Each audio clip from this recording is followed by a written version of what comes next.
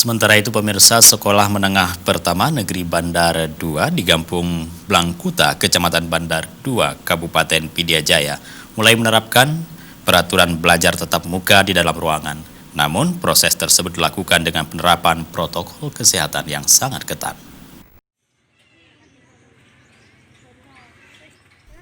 Proses belajar di SMP Negeri 2 Bandar 2 Pidie Jaya dilakukan dengan penerapan protokol kesehatan sangat ketat. Seluruh siswa diwajibkan mencuci tangan terlebih dahulu dan menggunakan masker.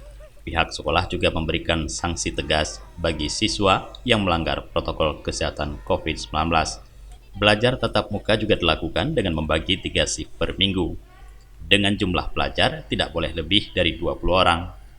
Pihak sekolah telah membagikan masker secara gratis kepada seluruh siswa. Oleh sebab itu, bagi siswa yang tidak menggunakan masker tidak diizinkan untuk masuk ke ruangan. Hal tersebut dilakukan oleh sekolah untuk mencegah meluasnya mata rantai penyebaran virus corona di lingkungan sekolah. Dan kami bilang sama siswa, dan begitu juga kami sarankan pada orang tua, setiap siswa yang datang ke sekolah wajib memakai masker.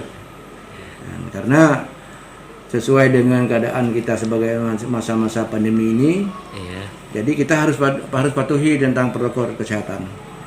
Cuma orang tua juga menyahuti, tapi kadang-kadang anak itu sendiri yang agak membiarkan ya. Meskipun proses belajar tatap muka telah dimulai, namun jika angka penyebaran virus corona terus mengalami peningkatan, pihak sekolah akan mempertimbangkan kembali. Dari Pidie Jaya, Tim Liputan Aceh TV melaporkan.